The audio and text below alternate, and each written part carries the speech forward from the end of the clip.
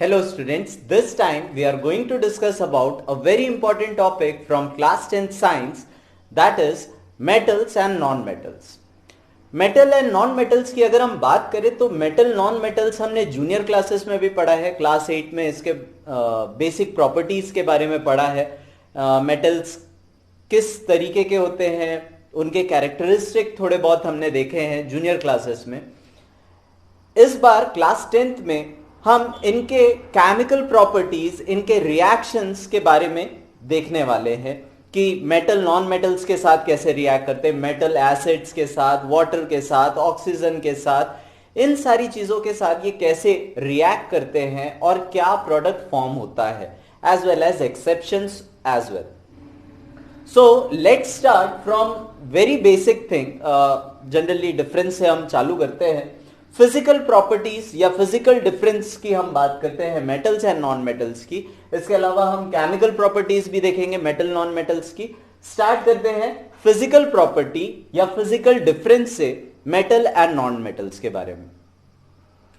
सो अगर हम एलिमेंट्स की बात करें, आज तक till today almost 118 elements are discovered, जिसमें से अराउंड 95 एलिमेंट्स जो है वो मेटल्स है, 17 are non metals and around 6 elements are metalloids. Metals की अगर हम बात करें तो मेटल अराउंड 95 है, नॉन मेटल्स की हम बात करें तो ये 17 है, और मेटेलॉइड्स क्या होते हैं? ऐसे एलिमेंट्स या ऐसे सब्सटेंस जो मेटल और नॉन मेटल दोनों की ही प्रॉपर्टी शो करेंगे, ऐसे सब्सटेंसेस या एलिमेंट्स को हम क्या बोलेंगे? मेटेलॉइड्स, जो कि अराउंड 6 है। तो अगर इन्हें इन ऑल ऐड करते हैं तो ये आता है 7 6 5 3 18, दैट इज 118 एलिमेंट्स। तो अराउंड 118 एलिमेंट्स डिस्कवर्ड हो चुके हैं और अभी भी रिसर्च चल रही है और एलिमेंट्स के बारे में खोजा जा रहा है, पता किया जा रहा है, जिसमें से 95 मींस ऑलमोस्ट आप बोल सकते हैं अराउंड 85-90% जो एलिमेंट्स का है वो मेटल है। यहां पर जो सुपीरियर है कह सकते हैं, जो पीरियोडिक टेबल में पूरे पीरियोडिक टेबल के ऊपर रूल कौन कर रहा है? मेटल्स रूल कर रहे हैं। तो अगर हम मेटल्स एंड नॉन मेटल्स की बात करें तो मेटल्स 95 है, नॉन मेटल्स 17 है। मेटल्स की फिजिकल प्रॉपर्टी और नॉन मेटल्स की फिजिकल प्रॉपर्टी के बारे में हम डिस्कस करते हैं। Metals are generally very good conductors of heat and electricity, और अगर हम नॉन मेटल्स की बात करें, non metals are bad conductors of heat and electricity. Now metals good conductor क्यों है? जनरली मेटल जो होते हैं इनके पास फ्री इलेक्ट्रॉन्स होते हैं, जिसके वजह से ये क्या कर सकते हैं? करंट कंडक्शन इजीली कर सकते हैं। और ऑन अदर हैंड अगर हम नॉन मेटल्स की बात करें तो नॉन मेटल्स के पास फ्री इलेक्ट्रॉन्स नहीं होते हैं, जिसके वजह से ये कंडक्शन ऑफ इलेक्ट्रिसिटी नहीं कर पाते हैं। सिमिलरली आप ये चीज भी जानते हैं, अगर हमें खाना पकाना है, हम कैसे यूटेंसिल्स यूज करते हैं? Generally they are made up of metals. क्यों? Because they are good conductor of heat. Non metals जैसे प्लास्टिक के बर्तन को हम गैस के ऊपर रख के उसके ऊपर खाना नहीं पकाते, ठीक है? तो metals are good conductor of heat as well as electricity. Non metals are bad conductor of heat and electricity. Second point की हम बात करें तो metals are ductile and malleable. Now what do you mean by ductility and malleability? अगर ductility की हम बात करें तो ductility is a property of metal from या by which a metal can be drawn into thin wires. Okay, तो यहां पर हम metals की अगर हम बात करें तो metals ductile property शो करते हैं। डक्टाइल प्रॉपर्टी कहने का मतलब है मेटल्स को हम पतले वायर्स में कन्वर्ट कर सकते हैं। Almost 2 gram of silver, okay, 2 gram silver से अप्रोक्सीमेटली 2 किलोमीटर लंबा वायर हम बना सकते हैं। अब आप इमेजिन कर लीजिए 2 ग्राम मतलब कितना छोटी क्वांटिटी है, और उससे 2 किलोमीटर लंबा वायर हम बना सकते हैं। कितना वो थिन होगा, कितना पतला होगा, आप इमेजिन कर सकते हैं। इनफैक्ट आपके हेयर से भी पतला। ठीक है। Malleability, the property of metals by which metals can be turn into या कन्वर्टेड इनटू थिन शीट्स। जैसे गैरेज के ऊपर आप शीट्स यूज करते हैं, आयरन शीट्स यूज करते हैं, या एल्यूमिनियम शीट्स यूज करते हैं। तो ये किसकी प्रॉपर्टी है? मेटल्स ये प्रॉपर्टी शो करते हैं। They show ductility as well as malleability. Where as अगर मैं नॉन मेटल्स की बात करूं तो they are non ductile and non malleable. ना ही वो थिन शीट्स में कन्वर्ट किए जा सकते हैं, ना वायर में कन्वर्ट किए जा सकते हैं। उनको मोल्ड किया जा सकता है, कन्वर्ट नहीं किया जा सकता।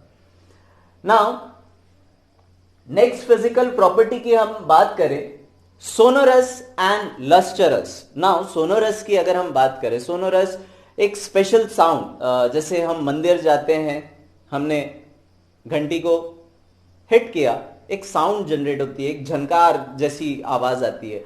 बर्तन घर पे गिर जाता है, मेटल के बर्तन अगर गिर जाते हैं तो वो एक sonorous sound, special type of sound produce करते हैं ना, गूंजने वाली आवाज।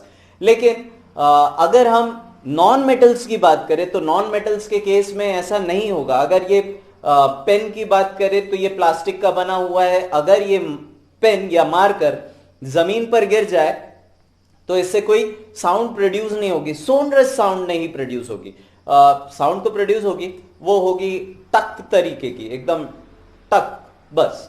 और अगर मेटल्स होंगे तो उसमें टन, वो गूंजने वाली आवाज होती है। तो metals are sonorous and non metals are non sonorous. Lustrous की बात करते हैं, कोई भी नई चीज मेटल की बनी हुई हो, कार हो या फिर कोई यूटेंसिल हो, कोई बर्तन हो, कोई आयरन नेल हो, उनके ऊपर एक शाइनी अपीयरेंस होता है, सिल्वर टाइप का दिखेगा या गोल्डन अपीयरेंस होता है, एकदम चमक होती है उसमें। तो इस प्रॉपर्टी को हम क्या बोलते हैं? Lustrous property. तो metals are generally lustrous whereas non metals are non lustrous. But यहां पर एक एक्सेप्शन है, एक नहीं हम बोल सकते एक्सेप्शंस है। आपको यहां पर डिफरेंस तो देखना ही है, साथ ही साथ सबसे ज्यादा इंपॉर्टेंट इस चैप्टर में आपको एक्सेप्शंस के बारे में पता होना चाहिए। नाउ नॉन मेटल्स के अगर एक्सेप्शन की बात करें लस्टरस प्रॉपर्टी में, तो एक डायमंड एक ऐसा नॉन मेटल है जो ब्रिलियंस शाइनी सरफेस हमें दिखाता है ना। ब्रिलियंस उसकी अपीयरेंस जो होती है एकदम बहुत ज्यादा शाइनी होता है ना। और आयोडीन की अगर हम बात करें, आयोडीन भी लस्टरस होता है, मतलब वो शाइनी अपीयरेंस होती है उसमें। आयोडीन के अगर एटॉमिक नंबर की हम बात करें तो वो 53 होता है। डायमंड एलोट्रॉप ऑफ कार्बन है, मींस कार्बन सिर्फ एक ही स्टेट में एग्जिस्ट नहीं करता है, वो अलग अलग फॉर्म में, जैसे ग्रेफाइट हो गया या फिर फ्यूलरीन्स हो गए या फिर डायमंड हो गया, ये एलोट्रॉप्स होते हैं। तो यहां पर डायमंड और आयोडीन एक एक्सेप्शन है नॉन मेटल्स के केस में, they are lustrous. Now moving ahead to the melting point and boiling point. अगर मेटल्स की हम बात करें तो मेटल को आपने गैस पे रखा, वो पिघलने लग जाते हैं क्या? खाना ऑलमोस्ट हाफ एन आवर तक गैस के ऊपर रखा हुआ है, बर्तन, कुकर या गंजी, पतेली, तो वो पिघलना नहीं चालू हो जाती है। लेकिन यही चीज अगर मैं प्लास्टिक का कोई डब्बा रख दूं गैस के ऊपर, वो with in 5 to 10 minutes, 5-10 minutes भी ज्यादा ही बोल रहा हूं, 2-3 मिनट्स में वो पिघलना चालू हो जाएगा। तो हम क्या बोल सकते हैं? Metals have high melting point as well as boiling point. Exception यहां पर मेटल्स के अगर केस की बात करें तो यहां पर एक एक्सेप्शन है, गैलियम। गैलियम जो है वो 29 डिग्री, अराउंड 29 to 30 डिग्री में ये मेल्ट होना चालू कर जाता है। इनफैक्ट अगर आप गैलियम को हाथ में लेंगे ना, तो ये आपकी बॉडी की हीट को एक्सेप्ट करके पिघलने लग जाएगा। ठीक है, रूम टेम्परेचर पे भी ये क्या होने लग जाएगा, पिघलने लग जाएगा। तो मेटल्स में गैलियम एक ऐसा एलिमेंट है जो एक्सेप्शन शो करता है ना। गैलियम का अगर हम एटॉमिक नंबर की बात करें तो वो 31 है ना। नॉन मेटल्स की हम बात करें, generally they have low melting point and boiling point. यहां पे भी एक एक्सेप्शन है diamond. One of the hardest element, एक hardest substance, sorry not element but one of the hardest substance. तो यहां पर डायमंड की अगर बॉइलिंग पॉइंट, मेल्टिंग पॉइंट की बात करें तो वो बहुत ज्यादा हाई है। जनरली नॉन मेटल्स का बॉइलिंग पॉइंट और मेल्टिंग पॉइंट जो होता है वो काफी लो होता है। Now moving ahead to next point, इनकी अगर हम डेंसिटी की बात करें तो metals are of high density. Now अगर ये मार्कर की हम बात करें तो ये प्लास्टिक का बना हुआ है और इसका वेट काफी हल्का है। लेकिन इमेजिन यही मार्कर इसी शेप साइज का अगर आयरन का बना हो या कॉपर का बना हो फुल्ली फिल्ड, तो वो क्या होगा, काफी भारी होगा। इसका मतलब क्या है, उसकी डेंसिटी ज्यादा है। Density is denoted by rho is equal to, तो यहां पर अगर हम डेंसिटी की बात करें तो density is nothing but mass upon volume. अब यहां पर अगर डेंसिटी ज्यादा है तो मास भी क्या होगा, ज्यादा होगा। न्यूमरेटर की वैल्यू ज्यादा होगी तो मास ज्यादा होगा।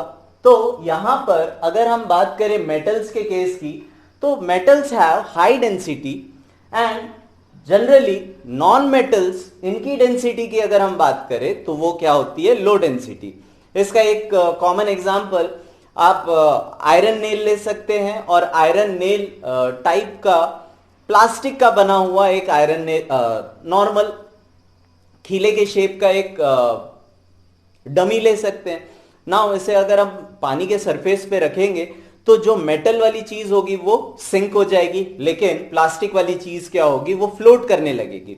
इससे हमें क्या समझ में आता है कि metals generally have high density and non metals have low density. Moving ahead to next point, that is generally solid at room temperature. Metals की अगर हम बात करें तो ये जनरली सॉलिड होते हैं रूम टेम्परेचर पे। अब देखिए, लिक्विड में कन्वर्ट करना है कोई बड़ी चीज नहीं, आप टेम्परेचर प्रोवाइड कीजिए, जो भी उसका मेल्टिंग पॉइंट, बॉइलिंग पॉइंट का मेल्टिंग पॉइंट बोल सकते हैं, है ना, वहां तक अगर पहुंच गया तो वो मेल्ट होना चालू हो जाएगा। ठीक, तो सॉलिड स्टेट में होता है metal. Metals generally are in solid state at room temperature. अब यहां पर एक एक्सेप्शन है, मर्क्यूरी। मर्क्यूरी की अगर हम बात करें तो मर्क्यूरी थर्मोमीटर्स के अंदर होता है और ये लिक्विड स्टेट में होता है। मर्क्यूरी के एटॉमिक नंबर की हम बात करें वो होता है 80। नाउ नॉन मेटल्स जो होते हैं, they generally exist in all the three states, that is solid, liquid and gas. Solid में जनरली कार्बन, फॉस्फोरस, सल्फर, इन एलिमेंट्स की हम बात करें तो ये सॉलिड स्टेट में एग्जिस्ट करते हैं। The only non metal which exist in liquid state is bromine. Bromine जो है वो लिक्विड स्टेट में, और ये नॉन मेटल है। गैसियस स्टेट में hydrogen, nitrogen, oxygen, chlorine, fluorine, ये सारी गैसेस जो है डायटोमिक मॉलिक्यूल के फॉर्म में एग्जिस्ट करती है, और ये गैसियस स्टेट में एग्जिस्ट करती है। तो मेटल्स और नॉन मेटल्स के बीच का अगर एक डिफरेंस हम देखें तो metals generally they are in solid state, exception mercury, वो लिक्विड स्टेट में एग्जिस्ट करता है। और non metal, solid, liquid and gases, maximum जो नॉन मेटल्स होते हैं वो सॉलिड और गैसेस फॉर्म में ही एग्जिस्ट करते हैं। सिर्फ और सिर्फ एक लिक्विड स्टेट में एग्जिस्ट करने वाला ब्रोमीन ही है। नाउ मेटल्स की हम आगे बात करते हैं तो they are hard, very hard substance, hard में से होते हैं इन लोग। जैसे आयरन, कॉपर, ये सारी चीजों की अगर हम बात करें दे आर जनरली हार्ड। लेकिन यहां पे भी एक्सेप्शन है, सोडियम और पोटेशियम, इनकी अगर हम बात करें ये इतने सॉफ्ट होते हैं कि इन्हें हम नाइफ के थ्रू भी कट किया मतलब इन्हें नाइफ के थ्रू भी कट किया जा सकता है। नाउ नॉन मेटल्स की हम बात करें, non metals are generally brittle. ठीक है, यहां पर ये कुछ हार्डनेस शो नहीं करते हैं, जनरली ब्रिटल, एक्सेप्शन यहां पर अगेन एक और एक्सेप्शन डायमंड। ऑल्दो डायमंड इतने सारे एक्सेप्शन शो कर रहा है, लेकिन फिर भी हम इसे नॉन मेटल कहते हैं, बिकॉज ये कोई फिजिकल तो नहीं, कोई केमिकल प्रॉपर्टी शो नहीं करता। जैसे मेटल्स एसिड्स के साथ रिएक्ट करके हाइड्रोजन गैस रिलीज करते हैं, वैसा ऐसी कोई प्रॉपर्टी डायमंड शो नहीं करता है। इस वजह से डायमंड मेटल नहीं, नॉन मेटल में ही आता है। नाउ ये तो हो गई बात किसकी, फिजिकल प्रॉपर्टीज की। तो मेटल की फिजिकल प्रॉपर्टीज का हमने डिफरेंस देख लिया यहां पर। तो बेसिक देखें तो ऑलमोस्ट 10-11 पॉइंट्स हो गए। जैसे कंडक्टर ऑफ हीट, इलेक्ट्रिसिटी, ये 2 पॉइंट हो सकते हैं। डक्टाइल एंड मेलिएबिलिटी, ये यहां पर 4 पॉइंट हो गए। सोनोरस 5वां पॉइंट, लस्टरस 6वां point, melting point, boiling point, high density and इनके सॉलिड स्टेट, या फिर कह सकते हैं हम यहां पर क्या, इनका एग्जिस्टेंस, स्टेट ऑफ एग्जिस्टेंस एक डिफरेंस हो गया। और ये कैसे होते हैं, हार्ड है, सॉफ्ट है या लिक्विड स्टेट में है, वो सारी चीजें भी हमने यहां पर देख ली। तो अराउंड 10-11 पॉइंट्स हो गए हैं डिफरेंस के, फिजिकल प्रॉपर्टी के। अब हम डिस्कस करते हैं केमिकल प्रॉपर्टीज के बारे में, मेटल्स एंड नॉन मेटल्स के किसके केमिकल प्रॉपर्टीज के बारे में, इनका डिफरेंस देखते हैं। सो यहां पर मेटल्स के केस की बात करें तो मेटल्स, अगर इनके इलेक्ट्रॉनिक कॉन्फ़िगरेशन की बात करें तो जो मेटल्स होते हैं उनके आउटर मोस्ट शेल में 1 इलेक्ट्रॉन या 2 इलेक्ट्रॉन या 3 इलेक्ट्रॉन एग्जिस्ट करते हैं। सो इन द लास्ट शेल या orbit of element they have 1, 2 और 3 इलेक्ट्रॉन्स। लेकिन नॉन मेटल्स के केस की अगर हम बात करें तो लास्ट शेल में 5, 6 और 7 इलेक्ट्रॉन्स होते हैं। तो वैलेंस इलेक्ट्रॉन वैसे होते क्या है, जो लास्ट किसी भी आप इलेक्ट्रॉनिक कॉन्फ़िगरेशन बनाएंगे किसी भी एलिमेंट का, जो लास्ट शेल में जितने नंबर ऑफ इलेक्ट्रॉन्स होते हैं उसे हम क्या कहते हैं, वैलेंस इलेक्ट्रॉन। वैलेंसी और वैलेंस इलेक्ट्रॉन दोनों ही अलग अलग चीज है, यहां पर कंफ्यूज मत होइएगा। जो लास्ट शेल में नंबर ऑफ इलेक्ट्रॉन्स जो होते हैं वो क्या कहलाते हैं, वैलेंस इलेक्ट्रॉन कहलाते हैं। तो मेटल्स के केसेस की अगर हम बात करें तो वैलेंस इलेक्ट्रॉन जो होते हैं वो 1, 2 या 3 होते हैं। लेकिन यहां नॉन मेटल्स की हम बात करें तो यहां पर जो वैलेंस इलेक्ट्रॉन होते हैं वो 5, 6 या 7 होते हैं। नाउ हम जानते हैं कोई भी सब्सटेंस, नेक्स्ट पॉइंट की हम यहां पे बात कर रहे हैं, कोई भी सब्सटेंस किस फॉर्म में, किस स्टेट में एग्जिस्ट करना चाहता है, न्यूट्रल स्टेट में एग्जिस्ट करना चाहता है। तो अगर किसी मेटल के आखिरी शेल में, नाउ जनरली KLMN ये ऐसी सीरीज होती है, और यहां पर शेल के ऑक्टेट कंप्लीट होना चाहिए। मतलब स्टेबल कब होगा, जब उसका एनर्जी या ऑर्बिट जो हो वहां पर नंबर ऑफ इलेक्ट्रॉन्स जो हो वो कंप्लीटली फिल्ड हो। नाउ से फॉर एग्जांपल यहां पर 1 इलेक्ट्रॉन या 2 इलेक्ट्रॉन या 3 इलेक्ट्रॉन है, तो इसे अपना ऑक्टेट कंप्लीट करने के लिए यहां पर 7 इलेक्ट्रॉन चाहिए, यहां पर इसे 7 इलेक्ट्रॉन चाहिए, या फिर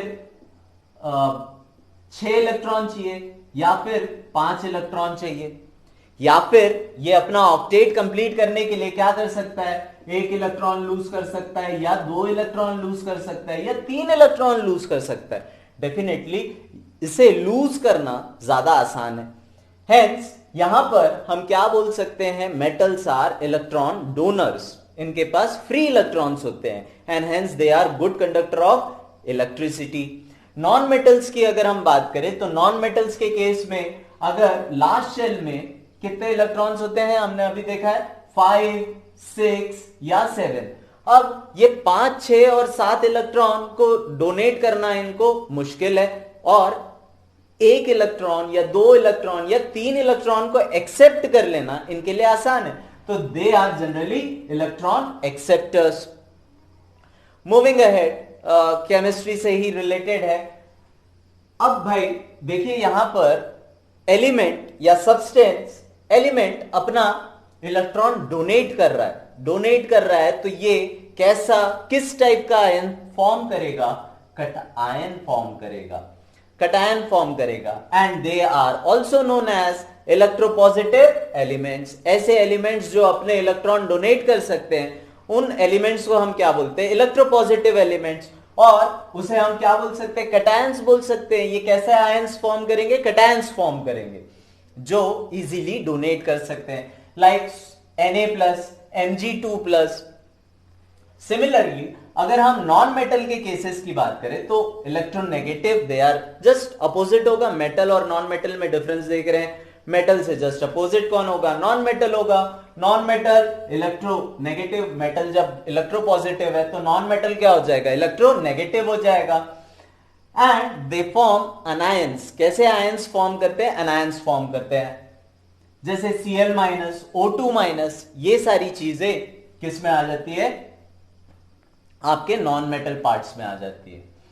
नाउ मेटल्स के केसेस की अगर हम बात करें, यहां पे केमिकल प्रॉपर्टी हम डिस्कस कर रहे हैं। अगर मेटल ऑक्साइड्स की अगर हम बात करें तो they are generally basic in nature. अब ऐसा नहीं मेटल ऑक्साइड बोल दिया तो मेटल ऑक्साइड को डायरेक्ट आपने लिटमस के थ्रू चेक कर लिया। मेटल ऑक्साइड्स को हम कैसे पानी के साथ मिक्स करके जो सॉल्यूशन बनेगा वहां पर हम चेक कर सकते हैं, जैसे NaO+H2O, MgO+H2O, CaO+H2O, they all react with, ये जो मेटल ऑक्साइड्स है ये पानी के साथ रिएक्ट करके क्या खूबी दिखाते हैं भाई? कैसे कंपाउंड्स बनते हैं यहां पर? हाइड्रोक्साइड वाले compound, sodium hydroxide, magnesium hydroxide, calcium hydroxide. और हमने इससे प्रीवियस चैप्टर में एसिड, बेस और सॉल्ट में भी हमने देखा है कि जो हाइड्रोक्साइड्स होते हैं वो कैसे होते हैं? Basic in nature. तो मेटल ऑक्साइड्स की अगर हम बात करें तो मेटल ऑक्साइड्स क्या करते हैं? बेसिक ऑक्साइड्स फॉर्म करते हैं। लेकिन ऑन अदर हैंड अगर हम बात करें नॉन मेटल्स की, तो ये कैसे, जब मेटल बेसिक ऑक्साइड्स फॉर्म कर रहा है तो नॉन मेटल कैसा फॉर्म करेगा? एसिडिक ऑक्साइड्स फॉर्म करता है, जैसे carbon dioxide, sulphur dioxide, nitrogen dioxide. ये सारी चीजें अगर पानी के साथ रिएक्ट करेंगी तो देखो carbonic acid, sulphuric acid, nitric acid, ये सारे एसिड्स फॉर्म हो रहे हैं। तो हम क्या बोल सकते हैं? मेटल ऑक्साइड्स क्या फॉर्म करते हैं? कैसा या कैसे ऑक्साइड्स होते हैं? बेसिक ऑक्साइड्स होते हैं। और नॉन मेटल ऑक्साइड्स जो होते हैं वो एसिडिक ऑक्साइड्स होते हैं। लेकिन मेटल ऑक्साइड के केस में अगर हम बात करें तो एल्यूमिनियम ऑक्साइड और जिंक ऑक्साइड ये एक्सेप्शन शो करते हैं।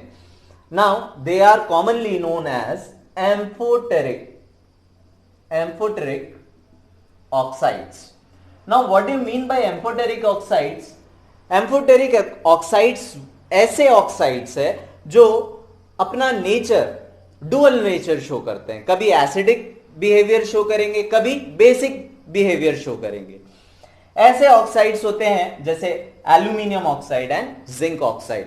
देखिए आपको मेटल्स एंड नॉन मेटल्स में एक्सेप्शन बहुत जरूरी है, आपको सारे एक्सेप्शंस बहुत अच्छे तरीके से याद होने चाहिए। नाउ इनके बारे में हम डिटेल में नेक्स्ट पार्ट में देखने वाले हैं। यहां पर एक बेसिक आइडिया हम देख लेते हैं क्या होता है, ये एक्सेप्शन क्यों है।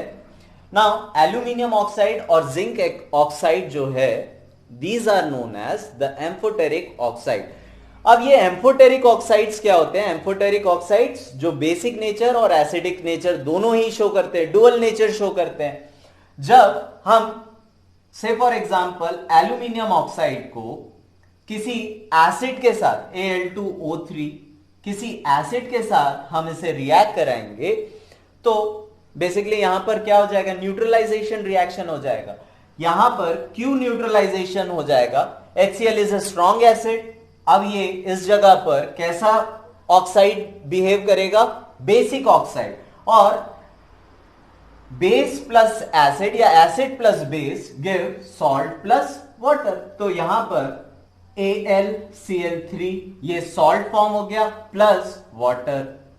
नाउ सिमिलरली अगर इसी ऑक्साइड को Al2O3 को हम NaOH के साथ यानी कि स्ट्रॉन्ग बेस के साथ रिएक्ट कराए तो ये एसिडिक प्रॉपर्टी शो करेगा, ये एसिडिक ऑक्साइड की तरह बिहेव करेगा और यहां पर एक सॉल्ट मिल जाएगा NaAlO2 प्लस H2O। सो ये सॉल्ट है, ये भी सॉल्ट है। तो इस तरीके के ऑक्साइड्स जो होते हैं वो क्या कहलाते हैं? एम्फोटेरिक ऑक्साइड्स कहलाते हैं। तो एम्फोटेरिक ऑक्साइड्स क्या हो गए? एल्यूमिनियम ऑक्साइड या और जिंक ऑक्साइड। तो इस पार्ट में हमने बेसिकली सारे डिफरेंस देख लिए, केमिकल प्रॉपर्टी और फिजिकल प्रॉपर्टीज हमने मेटल एंड नॉन मेटल्स के बारे में डिस्कस कर लिए। The chemical properties of metals and non metals. So for this topic सबसे ज्यादा इंपॉर्टेंट है हमारे लिए कि मेटल्स की रिएक्टिविटी सीरीज बहुत अच्छे तरीके से हमें याद होनी चाहिए।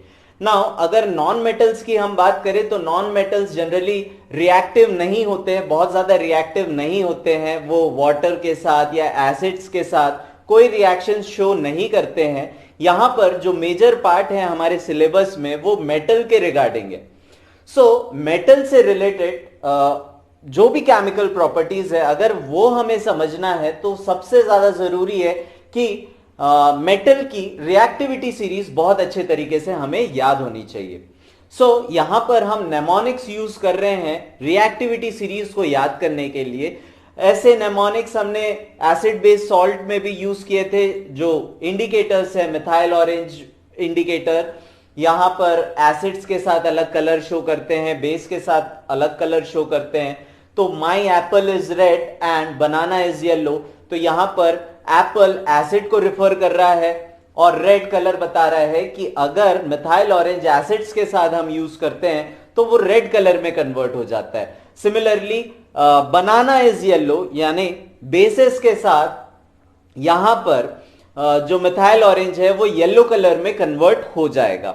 सिमिलरली कुछ नेमोनिक्स है जिसके थ्रू हम इस रिएक्टिविटी सीरीज को बहुत अच्छे तरीके से याद कर सकते हैं। तो पहला नेमोनिक है please stop calling me a zebra, instead try learning how copper saves gold. Now please यहां पर प्लीज किसको रिफर कर रहा है? पोटेशियम को। उसका जो फॉर्मूला होता है, साइंटिफिक फॉर्मूला होता है, के से अपन रिप्रेजेंट करते हैं। स्टॉप सोडियम को रिफर कर रहा है Na, कॉलिंग कैल्शियम को रिफर कर रहा है Ca, मी मैग्नीशियम को रिफर कर रहा है Mg, A एल्यूमिनियम को रिफर कर रहा है that is Al, zebra zinc को रिफर कर रहा है Zn, इंस्टेड आयरन को रिफर कर रहा है that is Fe, try strontium यानी कि टिन को रिफर कर रहा है जिसका साइंटिफिक नेम स्ट्रॉन्शियम होता है Sn, लर्निंग लेड को रिफर कर रहा है जिसका शॉर्ट फॉर्म साइंटिफिक नेम जो होता है Pb, साइंटिफिक नोटेशन हम Pb लिखते हैं। हाउ यानी कि हाइड्रोजन, देखिए इसे मैंने स्क्वायर ब्रैकेट में रखा है, hydrogen is a non metal. Although इसका अभी रिएक्टिविटी सीरीज में काम नहीं है, लेकिन फर्दर जब दूसरे चैप्टर्स जैसे कार्बन एनहाइड्स कंपाउंड जब हम पढ़ेंगे तो वहां पर हाइड्रोजन की रिएक्टिविटी बहुत ज्यादा मैटर करती है। तो यहां पर तो हाइड्रोजन की अभी फिलहाल जरूरत नहीं है, लेकिन रिएक्टिविटी सीरीज में हाइड्रोजन भी प्लेस्ड होता है। नाउ कॉपर की अगर हम बात करें, हाउ कॉपर, तो Cu हो गया, saves that is Ag silver के लिए, and gold that is Au।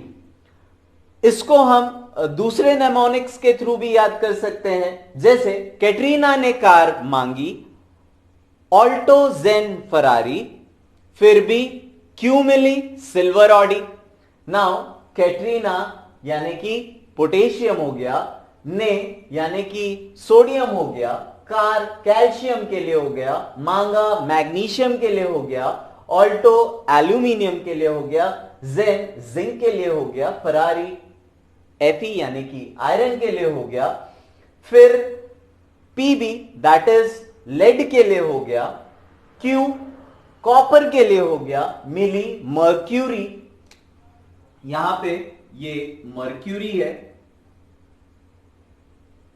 मिली के लिए क्या हो गया mercury that is Hg, silver, silver तो समझ में ही आ गया Ag, and Audi that is Au।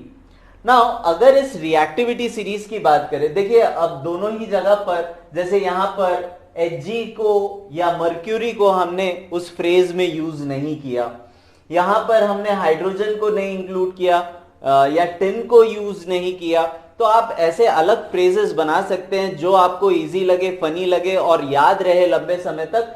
आप ऐसे फ्रेजेस कोई भी बना सकते हैं। तो अगर हम इस रिएक्टिविटी सीरीज की बात करें तो रिएक्टिविटी जो सबसे ज्यादा रिएक्टिव होते हैं वो सबसे टॉप एंड पर होते हैं, और जो सबसे ज्यादा लीस्ट रिएक्टिव होते हैं वो बॉटम में होते हैं। तो अगर हम यहां पर मेटल्स की रिएक्टिविटी की बात करें तो सबसे लीस्ट रिएक्टिव नीचे होगा और सबसे ज्यादा रिएक्टिव सबसे ऊपर होगा।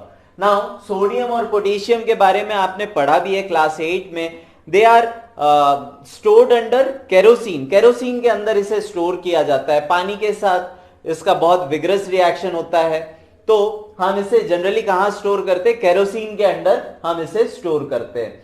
अगर मैं एल्यूमिनियम और जिंक की बात करूं तो एल्यूमिनियम ज्यादा रिएक्टिव है एज कंपेयर टू जिंक। अगर जिंक और लेड की मैं बात करूं तो जिंक ज्यादा रिएक्टिव है देन लेड, पीबी। तो यहां पर हो गया हमारा क्या, जो रिएक्टिविटी सीरीज ऑफ मेटल है वो बहुत अच्छे तरीके से हमने याद कर लिया है। इसे एक बार बहुत अच्छे तरीके से याद कीजिए, लिखिए, बार बार लिखिए, ताकि आपको सारे जो सीक्वेंस है वो बहुत अच्छे तरीके से याद हो जाए, और ये बहुत हेल्पफुल रहेंगे जो केमिकल प्रॉपर्टीज ऑफ मेटल हम डिस्कस करने जा रहे हैं उसके लिए। Now let us start the chemical properties of metal. Now reaction with water, अगर मेटल पानी के साथ रिएक्ट करेगा तो किस तरीके का रिएक्शन हमें देखने को मिलेगा। Generally all metals do not react with water, metals, her metal पानी के साथ रिएक्ट नहीं करता है, लेकिन कुछ मेटल्स जब पानी के साथ रिएक्ट करते हैं, वाटर के साथ रिएक्ट करते हैं, they form metal oxide, and this metal oxide further reacts with excess of water to form metal hydroxide. Now इस प्रोसेस में जब मेटल ऑक्साइड फॉर्म हो रहा है तो यहां पर हाइड्रोजन गैस लिबरेट होती है। नाउ रिएक्टिविटी सीरीज के अकॉर्डिंग अगर हम देखें कि मेटल्स वाटर के साथ किस तरीके से रिएक्ट करते हैं, तो यहां पर सबसे ज्यादा रिएक्टिव जो है वो है पोटेशियम एंड सोडियम।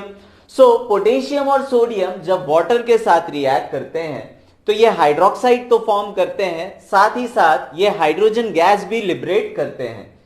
लेकिन ये जो अल्कली मेटल्स है ये इतना विग्रस रिएक्शन शो करते हैं वाटर के साथ, इतनी हीट इवॉल्व होती है यहां, जो हाइड्रोजन रिलीज हो रही है, लिबरेट हो रही है, उसमें आग लग जाती है, और यहां पर जो हाइड्रोजन रिलीज है उसमें क्या होगा, आग पकड़ लेगा। तो क्योंकि सोडियम और पोटेशियम बहुत ज्यादा रिएक्टिव है, तो यहां पर जब हाइड्रोजन गैस लिबरेट हो रही है वो क्या हो रही है, उसमें आग लग जा रही है। नाउ नीचे आते हैं, सोडियम और पोटेशियम के नीचे आ जाते हैं, हम कैल्शियम के बारे में डिस्कस करते हैं। तो कैल्शियम कंपैरेटिवली सोडियम और पोटेशियम से लेस रिएक्टिव है। तो यहां पर अगेन मेटल हाइड्रोक्साइड तो फॉर्म हो रहा है, लेकिन जो हाइड्रोजन रिलीज हो रही है उसमें आग नहीं लगेगी। तो यहां पर जो हाइड्रोजन रिलीज हो रही है, इतना एक्सेस ऑफ हीट जनरेट नहीं होता कि हाइड्रोजन में आग लग जाए। नाउ और नीचे आते हैं रिएक्टिविटी सीरीज में, अगर मैग्नीशियम की हम बात करें, नाउ देखिए यहां पर अगर हम ध्यान से देखें तो पोटेशियम, सोडियम, कैल्शियम, अगर यहां पर हम जो वाटर यूज कर रहे हैं, ठंडा पानी यूज कर रहे हैं, ठीक है, मैग्नीशियम के साथ भी जब हम ठंडा पानी, नॉर्मल वाटर, रूम टेम्परेचर वाला वाटर जब यूज करेंगे तो यहां हमें कोई रिएक्शन देखने को नहीं मिलेगा।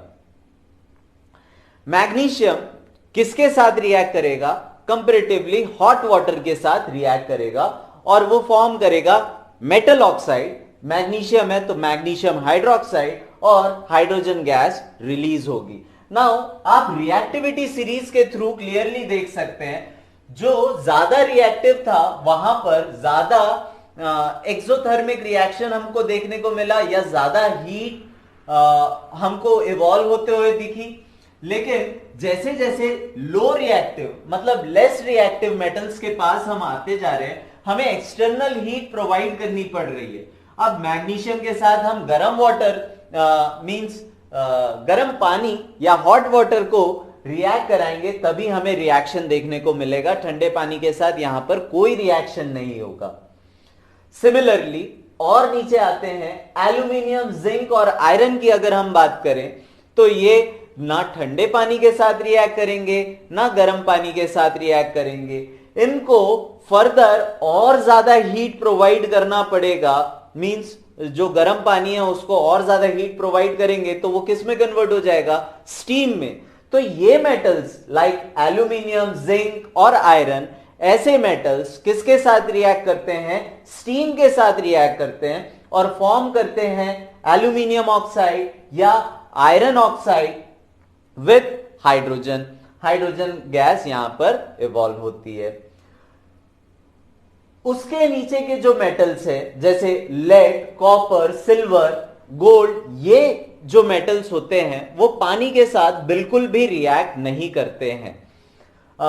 चाहे लेड को बोलिए या कॉपर को बोलिए, गोल्ड या सिल्वर, इनके वेसल्स या यूटेंसिल्स हम यूज करते हैं जहां पर, जैसे एक कॉमन एग्जांपल है बॉयलर्स या फिर घर में जो गीजर होगा उसके अंदर वेसल होता है, वाटर वेसल होता है जहां पे पानी गर्म होता है। तो ये वेसल किसका बना होता है? कॉपर का बना होता है, क्योंकि कॉपर ना ठंडे पानी के साथ रिएक्ट करेगा, ना गर्म पानी के साथ रिएक्ट करेगा, ना स्टीम के साथ रिएक्ट करेगा। अगर मैं सिल्वर या गोल्ड का वेसल बनाऊंगा तो वो कंपैरेटिवली एक्सपेंसिव हो जाएगा, ज्यादा पैसे लगेंगे उस डिवाइस को बनाने के लिए। इसलिए हम कॉपर के वेसल्स यूज करते हैं जब भी कोई बॉयलर या थर्मोस्टैट या थर्मो हीट से रिलेटेड जो भी डिवाइसेस रहते हैं जहां पर पानी का रोल है, वो जनरली हम किससे बनाते हैं? कॉपर वेसल्स का बनाते हैं। Now moving ahead to the reactions of metal with acids. अगर हम मेटल्स के रिएक्शन की बात करें एसिड के साथ, तो मेटल्स जब भी एसिड के साथ रिएक्ट करते हैं वो फॉर्म करते हैं सॉल्ट और लिबरेट करते हैं हाइड्रोजन गैस। हाइड्रोजन गैस जो होती है वो होती है। सो सिंपल एग्जांपल देखूं, लाइक पोटेशियम, सोडियम, अगर यहां पर कोई भी एसिड जैसे सल्फ्यूरिक एसिड हो सकता है, हाइड्रोक्लोरिक एसिड हो सकता है, नॉट नाइट्रिक एसिड, तो यहां पर सॉल्ट फॉर्म हो रहा है और हाइड्रोजन गैस लिबरेट हो रही है या इवॉल्व हो रही है। Similarly magnesium, aluminium, zinc, iron, ये सारी चीजें जब एसिड के साथ रिएक्ट करेंगी तो नॉर्मल एक सॉल्ट फॉर्म होगा और हाइड्रोजन गैस इवॉल्व होगी। यहां पर एसिड हाइड्रोक्लोरिक एसिड हो सकता है या फिर सल्फ्यूरिक एसिड हो सकता है। लेकिन इस जगह पर मेटल्स का रिएक्शन अगर हम एसिड के साथ बात कर रहे हैं तो यहां पर एक एक्सेप्शन हमको देखने को मिलता है, that is the nitric acid. अगर हम नाइट्रिक एसिड की बात करें तो जब मेटल्स नाइट्रिक एसिड के साथ रिएक्ट करते हैं तो यहां पर कोई हाइड्रोजन गैस इवॉल्व नहीं होती है। अब क्यों नहीं होती है? एक्चुअली यहां पर हाइड्रोजन गैस फॉर्म तो हो रही है, लेकिन जो HNO3 है जो कि नाइट्रिक एसिड कहलाता है, वो बहुत ही अच्छा एक ऑक्सीडाइजिंग एजेंट है। तो यहां पर जो हाइड्रोजन इवॉल्व हो रही है, नाइट्रिक एसिड उसे ऑक्सीडाइज कर देता है। जो भी हाइड्रोजन बनी उस हाइड्रोजन को वो क्या कर देगा, ऑक्सीडाइज कर देगा और अल्टीमेटली क्या फॉर्म हो जाएगा, वाटर फॉर्म हो जाएगा। और HNO3 जो रिड्यूस हो जाएगा और क्या करेगा, नाइट्रोजन के कंपाउंड्स फॉर्म करेगा। जैसे वो खुद रिड्यूस हो जाएगा, एसिड जो है वो खुद रिड्यूस हो जाएगा और नाइट्रोजन के ऑक्साइड्स हमें देखने को मिलेंगे, जैसे नाइट्रोजन डाइऑक्साइड, नाइट्रस ऑक्साइड, ये सारी चीजें हमें देखने को मिलेगी। तो एक्सेप्शन अगर मेटल और एसिड के रिएक्शंस की हम बात करें तो नाइट्रिक एसिड के साथ हमें एक्सेप्शन देखने को मिलता है। हाइड्रोजन गैस वहां पर इवॉल्व नहीं होती है, वहां पर फॉर्म होता है water. Now exception, zinc when reacted with nitric acid it forms zinc nitrate plus water plus nitrogen dioxide. Exception in exception. अब इस एक्सेप्शन में भी एक एक्सेप्शन है कि नाइट्रिक एसिड जब मैग्नीज या मैग्नीशियम के साथ रिएक्ट करता है तो वहां पर हाइड्रोजन गैस ही इवॉल्व होती है, मैग्नीशियम या manganese nitrate with hydrogen gas.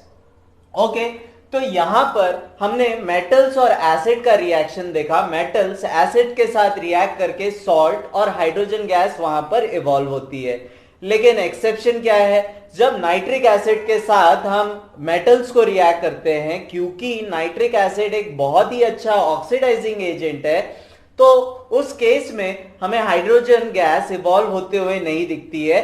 यही हाइड्रोजन क्या फॉर्म कर लेती है, वाटर फॉर्म कर लेता है,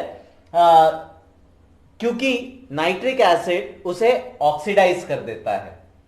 सो इसमें भी एक एक्सेप्शन है, नाइट्रिक एसिड के साथ जब मैग्नीशियम और मैग्नीज को रिएक्ट किया जाता है तो वहां पर मैग्नीशियम नाइट्रेट और मैग्नीज नाइट्रेट मिलता है और साथ में हाइड्रोजन इवॉल्व होता है।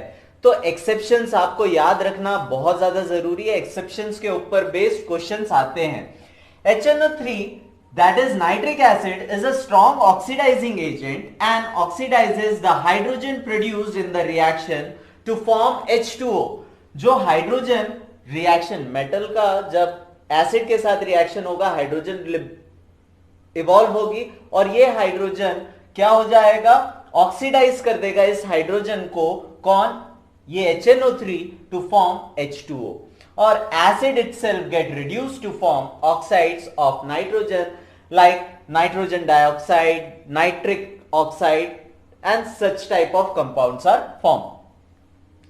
Now next पैटर्न की अगर हम बात करें, डिस्प्लेसमेंट रिएक्शन, मेटल्स का रिएक्शन जो हम जूनियर क्लासेस में भी पढ़े हैं, that is the displacement reaction.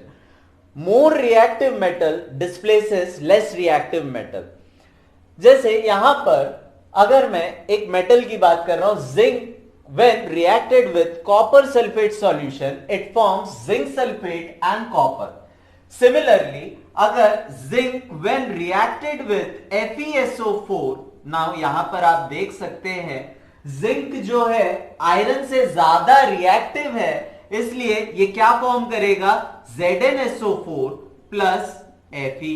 जो भी रिस्पेक्टिव सॉल्ट का मेटल है वो डिपॉजिट हमें यहां पर मिल जाएगा प्रेसिपिटेट के फॉर्म में, इनसॉल्युबल फॉर्म में, वो सॉल्ट में, वो सॉल्यूशन में, बॉटम में वो हमें तैरता हुआ दिखेगा। ठीक है, बॉटम में सेटल हो जाएगा। तो यहां पर हम क्या देख सकते हैं, जिंक क्योंकि ज्यादा रिएक्टिव है, Zn इज ग्रेटर या more reactive than iron, therefore zinc displaces iron from its corresponding salt to form zinc sulfate and iron is left behind, means iron का precipitate form होगा। अगर सेम रिएक्शन को मैं थोड़ा सा change कर दूं और मैं लिखूं कि FeSO4 या ZnSO4 प्लस Fe, तो यहां इस केस में हमें कोई रिएक्शन देखने को नहीं मिलेगा, because Fe is not more reactive than zinc. Iron less reactive है जिंक से, तो आयरन जिंक को डिस्प्लेस नहीं कर सकता और इस केस में हमें कोई रिएक्शन देखने को नहीं मिलेगा। सो A less reactive metal cannot displaces a high reactive metal. Next case की अगर हम बात करें, रिएक्शन विद ऑक्सीजन, यानी कि मेटल्स का रिएक्शन कैसा होगा ऑक्सीजन के साथ. Now metals when react with oxygen it forms metal oxide. Now metal oxides की अगर हम बात करें, जैसे अल्कली मेटल्स यहां पर हो गए सोडियम, पोटेशियम, कैल्शियम, इनकी अगर हम बात करें तो यहां पर ये जब ऑक्सीजन के साथ रिएक्ट करते हैं it forms Na2O, K2O, CaO, calcium oxide, sodium oxide, potassium oxide. और ये जो ऑक्साइड होते हैं वो जनरली बेसिक इन नेचर होते हैं. लेकिन इस केस में भी एक एक्सेप्शन हमें देखने को मिलता है, that is the amphoteric oxide. जैसे एल्यूमिनियम के जो ऑक्साइड्स होते हैं वो क्या कहलाते हैं, एम्फोटेरिक ऑक्साइड्स कहलाते हैं. Now what do you mean by amphoteric oxides?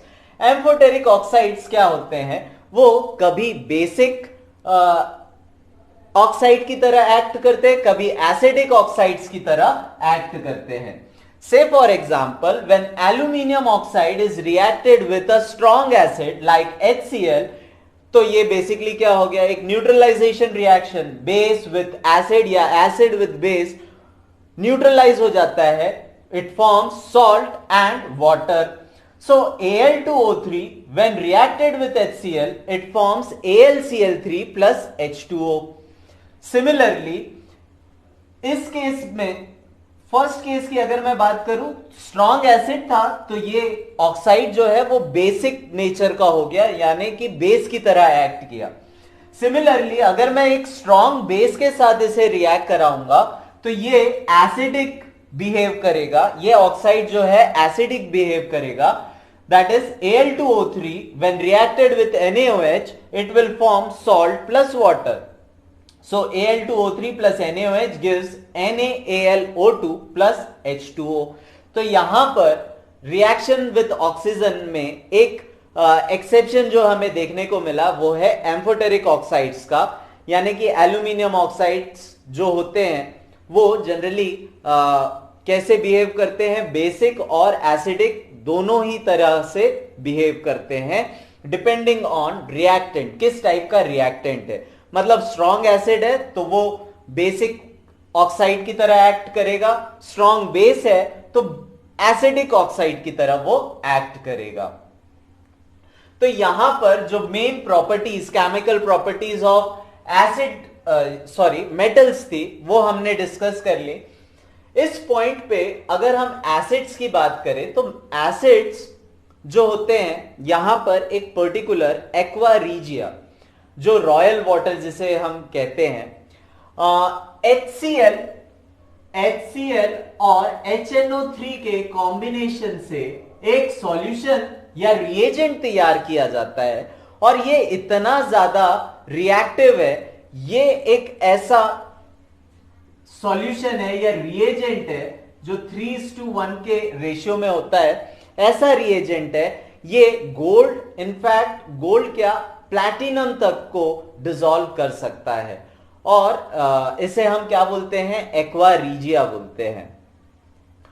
Now moving ahead to, यहां पे हमने मेटल्स के बारे में ऑलमोस्ट सारी चीजें डिस्कस कर ली है. अब हम नॉन मेटल्स की अगर हम बात करें तो नॉन मेटल्स का रिएक्शन पानी के साथ नहीं होता है. नॉन मेटल्स रिएक्शन नहीं शो करते हैं एसिड्स के साथ. डिस्प्लेसमेंट रिएक्शन की अगर हम बात करें तो यहां पर हमें डिस्प्लेसमेंट रिएक्शन हर केस में तो नहीं, लेकिन एक पर्टिकुलर ग्रुप के लिए यानी कि हैलोजन ग्रुप्स के लिए हमें यहां पर रिएक्शन देखने को मिल सकता है. तो उसका कुछ एग्जांपल्स हम देख लेते हैं. जो ज्यादा रिएक्टिव हेलोजन है वो लेस रिएक्टिव हेलोजन को डिस्प्लेस कर देता है. से for example bromine when reacted with sodium iodide it forms NaBr 2NaBr plus I2. यहां पर ब्रोमीन ज्यादा रिएक्टिव है किससे, आयोडीन से, तो यहां पर हमें डिस्प्लेसमेंट देखने को मिलता है. सिमिलरली अगर मैं क्लोरीन की बात करूं, क्लोरीन ज्यादा रिएक्टिव है एज कंपेयर टू ब्रोमीन, सो यहां पर जो कंपाउंड फॉर्म होगा वो होगा 2NaCl प्लस Br2। तो हम यहां पर देख सकते हैं नॉन मेटल्स के केसेस में भी डिस्प्लेसमेंट देखने को मिलता है। एक particular group that is halogens के केसेस में जो ज्यादा रिएक्टिव हेलोजन है वो लेस रिएक्टिव हेलोजन को डिस्प्लेस कर देगा। सिमिलरली एक रिएक्शन हमें नॉन मेटल के केसेस में और देखने को मिलता है, reaction with oxygen. Generally when non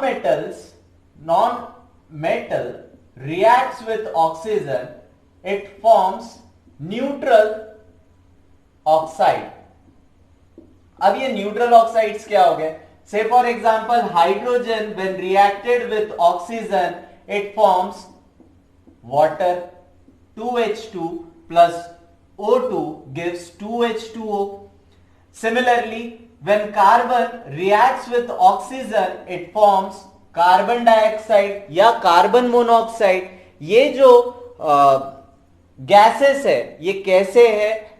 neutral oxides है।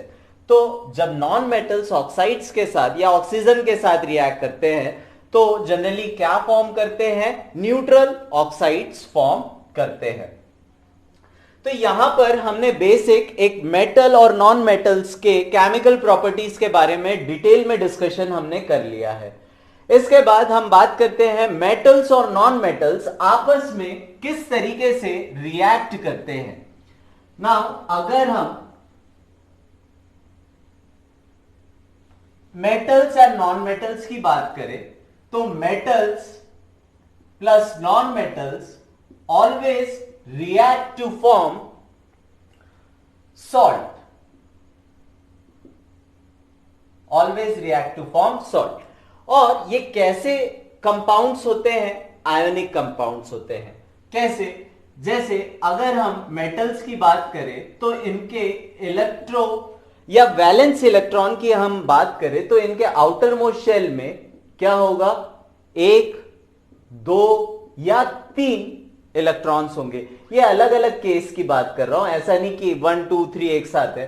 या तो 1 होगा या तो 2 होगा या तो 3 इलेक्ट्रॉन होगा। मेटल के केस में हमने इससे जो पहला वीडियो हमने देखा है उसमें हमने डिस्कस किया था कि मेटल्स के वैलेंस इलेक्ट्रॉन क्या होते हैं? 1, 2 या 3 होते हैं। वैसे ही अगर मैं नॉन मेटल्स के केस की बात करूं तो नॉन मेटल के केस में होते हैं 5, 6 एंड 7। जो वैलेंस इलेक्ट्रॉन होते हैं वो होते हैं 5, 6 एंड 7। तो यहां पर जो कंपाउंड्स फॉर्म होते हैं, जो सॉल्ट फॉर्म होते हैं, वो क्या होते हैं? आयोनिक कंपाउंड्स होते हैं। अब इन्हें क्यों आयोनिक कंपाउंड कहा जा रहा है? इसका भी एक रीजन है ना। क्या रीजन है?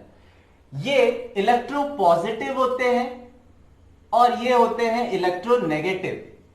मींस इनके पास एक्सेस ऑफ इलेक्ट्रॉन है, इनके पास डेफिशिएंसी ऑफ इलेक्ट्रॉन है टू कंप्लीट देयर ऑक्टेट। तो यहां पर ये आयंस क्या करते हैं? इलेक्ट्रॉन को ट्रांसफर कर लेते हैं। Now say for example Na plus Cl minus के साथ कंबाइन हो जाएगा to form NaCl। 2Na plus Cl2 gives 2NaCl।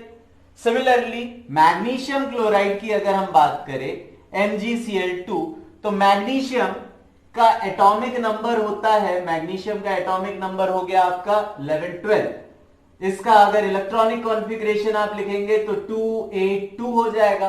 और क्लोरीन की अगर आप बात करें तो क्लोरीन का होता है 17, दैट इज 2, 8 एंड 7। तो यहां पर बॉन्ड कैसे फॉर्म होंगे? मैग्नीशियम के वैलेंस इलेक्ट्रॉन को मैं लिख देता हूं, दैट इज 2। अब यहां पर मैं क्लोरीन को इंक्लूड कर लेता हूं। क्लोरीन के हैं 7, तो 1, ये 1, 3, 4, 5, 6 एंड 7। काउंट कर लीजिए 1, 2, 3, 4, 5, 6, 7 एंड MgCl2 है तो क्लोरीन के 2 मॉलिक्यूल्स होने चाहिए, 1, 2, 3, 4, 5, 6 एंड 7। तो यहां पर जो बॉन्ड फॉर्म होगा वो कुछ इस तरीके का, मींस इलेक्ट्रॉन की शेयरिंग हो जाएगी जिससे कंपाउंड फॉर्म हो जाएगा। और ऐसे कंपाउंड्स क्या कहलाते हैं? आयोनिक कंपाउंड्स कहलाते हैं। तो आयोनिक कंपाउंड्स क्या होते हैं? मेटल एंड नॉन मेटल के रिएक्शन से फॉर्म होते हैं। ऐसे सॉल्ट्स जो मेटल एंड नॉन मेटल्स के रिएक्शन के थ्रू बने हैं वो आयोनिक कंपाउंड्स होंगे या आयोनिक सॉल्ट्स होंगे। Now they are also known as electrovalent compound, electrovalent compound. और इसके बारे में आपको बताने की जरूरत नहीं है क्यों ये इलेक्ट्रोवेलेंट, क्योंकि इलेक्ट्रोपॉजिटिव इलेक्ट्रोनेगेटिव जो आयंस है वो कंबाइन होकर कंपाउंड फॉर्म कर रहा है, तो ये कैसा कंपाउंड कहलाएगा? इलेक्ट्रोवेलेंट कंपाउंड कहलाएगा। नाउ अगर हम इनके फिजिकल प्रॉपर्टीज, इनकी प्रॉपर्टीज के बारे में डिस्कस करें तो प्रॉपर्टीज देख लेते हैं। किसके प्रॉपर्टीज के बारे में? आयोनिक कंपाउंड्स के प्रॉपर्टीज के बारे में हम डिस्कस कर रहे हैं।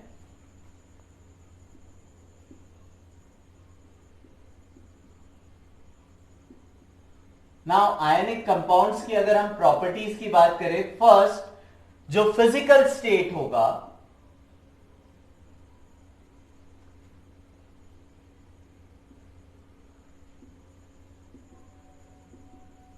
वो जनरली मींस इलेक्ट्रोवेलेंट कंपाउंड जो होते हैं या आयनिक कंपाउंड्स जो होते हैं वो हार्ड होते हैं, रिजिड होते हैं। सो फिजिकल स्टेट की अगर हम बात करें तो ये कैसे होते हैं? हार्ड और रिजिड होते हैं।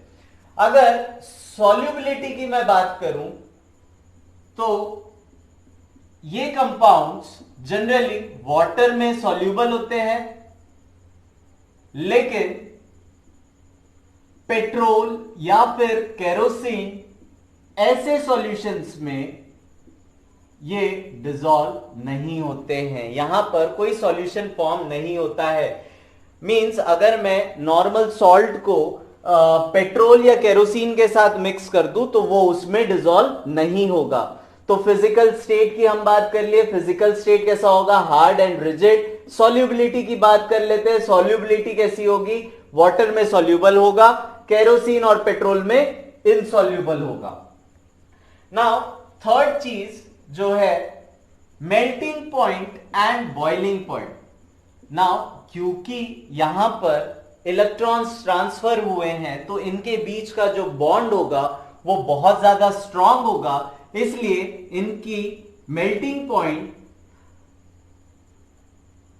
हाई मेल्टिंग पॉइंट होता है और हाई बॉइलिंग पॉइंट होता है।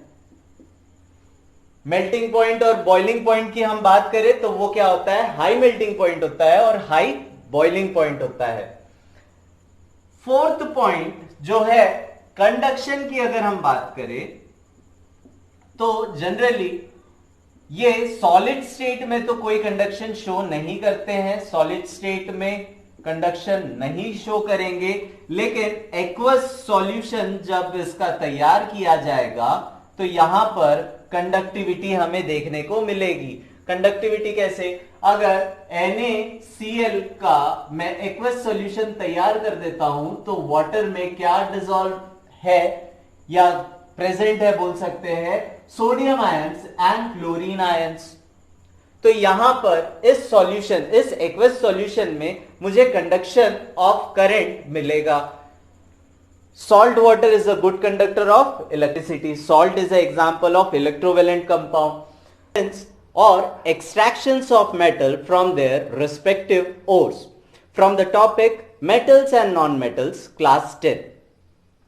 So, अगर हम रिएक्टिविटी सीरीज की बात करें, जो सबसे टॉप मोस्ट मेटल्स होते हैं वो सबसे ज्यादा रिएक्टिव होते हैं, और रिएक्टिविटी सीरीज में जो सबसे बॉटम के मेटल्स होते हैं वो सबसे लीस्ट रिएक्टिव मेटल्स होते हैं। सो अगर हम लीस्ट रिएक्टिव मेटल्स की बात करें तो लीस्ट रिएक्टिव मेटल्स जो होते हैं वो नेचुरली ऑकरिंग मेटल्स होते हैं, like silver, gold, copper, platinum, ये सारे मेटल्स जो है हमें फ्री स्टेट में मिलते हैं। सिल्वर की अगर हम बात करें तो सिल्वर के सल्फाइड ओर्स भी होते हैं, इससे भी हम एक्सट्रैक्ट कर सकते हैं सिल्वर। बेसिकली जो लो रिएक्टिव होते हैं वो क्या होते हैं, फ्री स्टेट में एग्जिस्ट करते हैं, लाइक गोल्ड, प्लैटिनम, ये सारे मेटल्स हमें फ्री स्टेट में मिलेंगे। अगर रिएक्टिविटी सीरीज के बीच के मेटल्स की हम बात करें तो बीच के मेटल्स जो होते हैं मॉडरेटली रिएक्टिव होते हैं, और ये बेसिकली ऑक्साइड्स या सल्फाइड्स या कार्बोनेट के फॉर्म में इनके ओर्स जो है वो एग्जिस्ट करते हैं। सिमिलरली जो हाई रिएक्टिव मेटल्स है वो ऑक्साइड्स या फिर कार्बोनेट्स या सल्फाइड के फॉर्म में एग्जिस्ट करते हैं, और इनका प्रोसेस जो है वो थोड़ा डिफरेंट होता है। तो बेसिकली इस टॉपिक में हम एक्सट्रैक्शन ऑफ मेटल्स देखने वाले हैं by different method. So let's start करने से पहले कुछ इंपॉर्टेंट पॉइंट्स है एक्सट्रैक्शन से रिलेटेड, वो हम डिस्कस कर लेते हैं।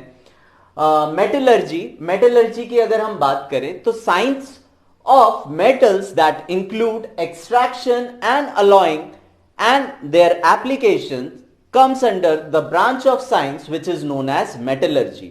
So basically जो extraction process है या alloying process है, different alloying क्या होता है, different types of metal को एक साथ mix करके एक नया metal form करना, ये हो गया alloying।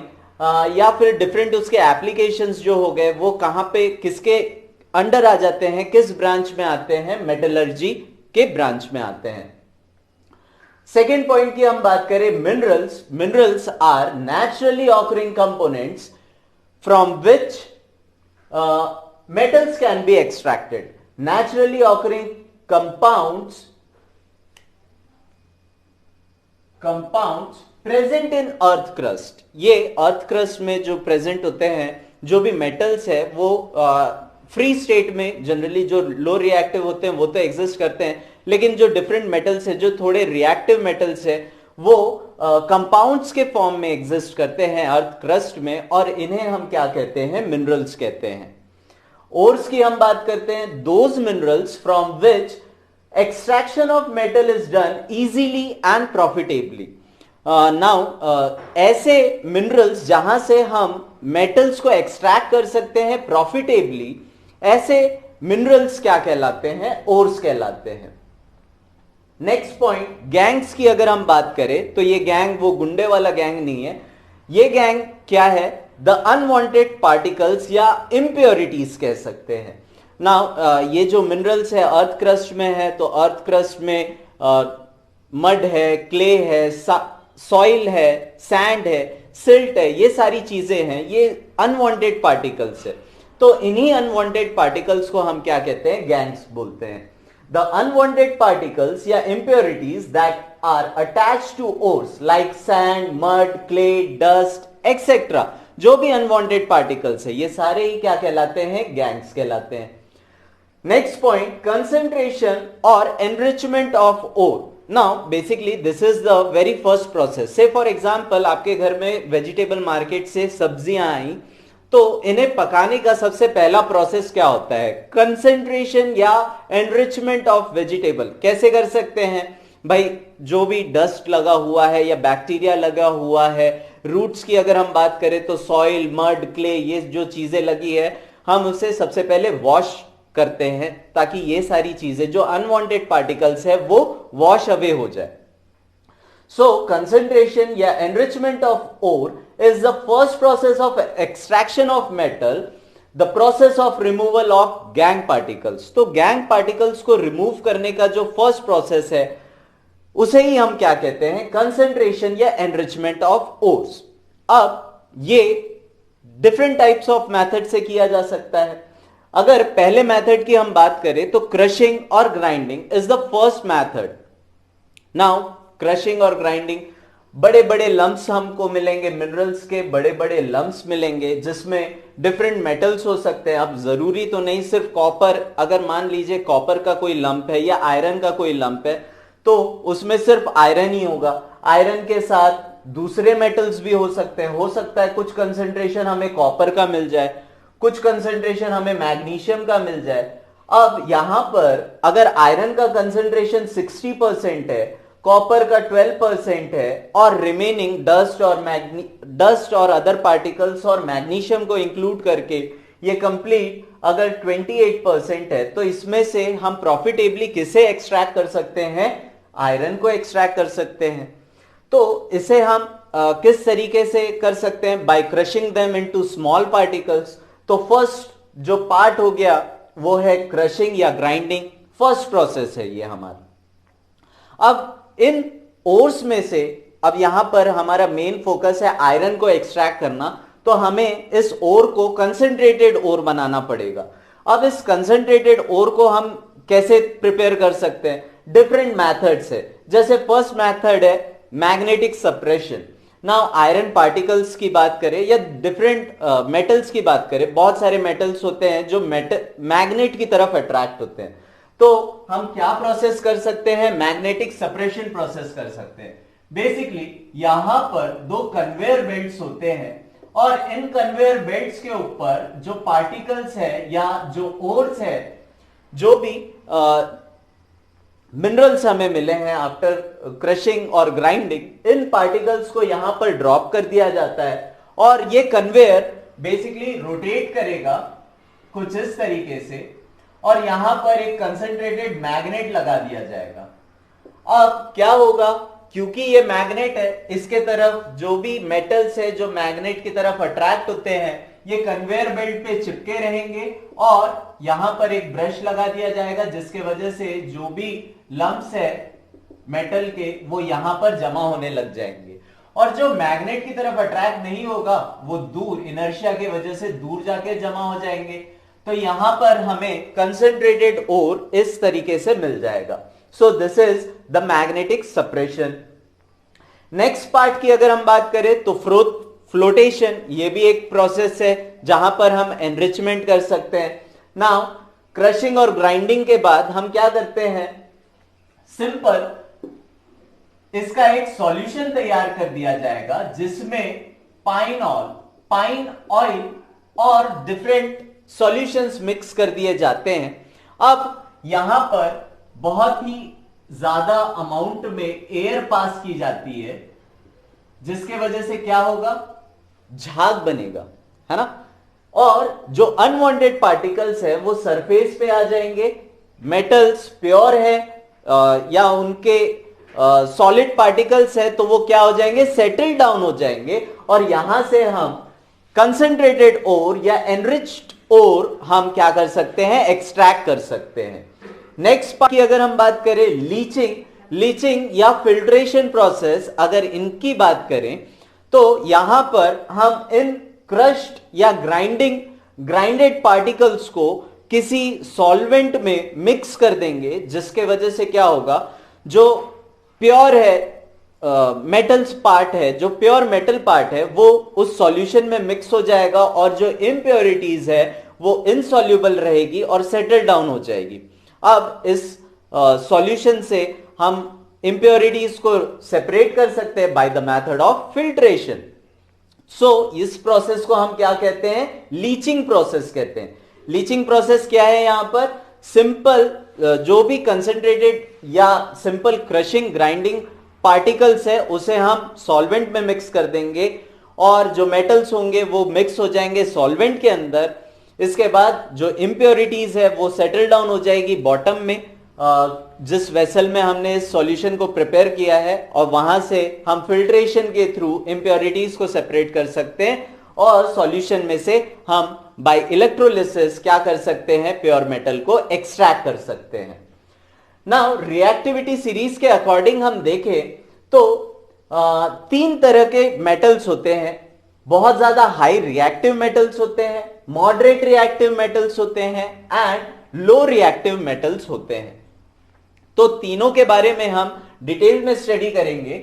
सबसे पहले starting from low reactive metals. Low reactive metals का मतलब क्या हो गया? ये बहुत ज्यादा रिएक्टिव नहीं है, किसी और के साथ ये रिएक्ट नहीं करेंगे। बेसिकली बहुत सिंपल फॉर्म में ये हमें कहां मिलेंगे? अर्थ क्रस्ट में प्रेजेंट मिलेंगे।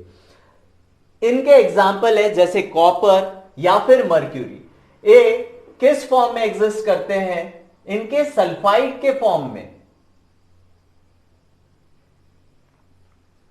जैसे HgS, Cu2S, copper sulphate, copper sulphate बोल रहा हूं, क्यूप्रस सल्फाइड, या फिर इन सल्फाइड के फॉर्म में हमें क्या मिलेंगे? ये ओर्स मिलेंगे, मिनरल्स मिलेंगे। अब यहां से हम प्योर मेटल किस तरीके से एक्सट्रैक्ट कर सकते हैं? Now pure metal basically extract करने का सिंपल एक तरीका है कि इन मिनरल्स को हम किसी भी तरीके से मेटल ऑक्साइड के फॉर्म में कन्वर्ट कर दें और वहां पर रिडक्शन प्रोसेस करके ऑक्सीजन को रिमूव कर दें तो हमें प्योर मेटल मिल जाए। तो यहां पर अगर हम लो रिएक्टिव मेटल्स की बात करें तो लो रिएक्टिव मेटल्स में आगे आपका जैसे सल्फाइड फॉर्म में प्रेजेंट है Cu2S, HgS। अब इन मेटल सल्फाइड को हम क्या करेंगे? प्रेजेंस ऑफ ऑक्सीजन में, in presence of oxygen we will heat these ores which is known as the roasting process। Roasting process करेंगे। रोस्टिंग प्रोसेस में क्या होगा? इन मिनरल्स को हम ऑक्सीजन के प्रेजेंस में बहुत ज्यादा हीट करेंगे। अल्टीमेटली ये क्या हो जाएगा? जो भी मेटल सल्फाइड है, जब इसे हम हीट करेंगे तो ये क्या हो जाएगा? Metal oxide plus sulphur dioxide हमें यहां पर मिलेगा।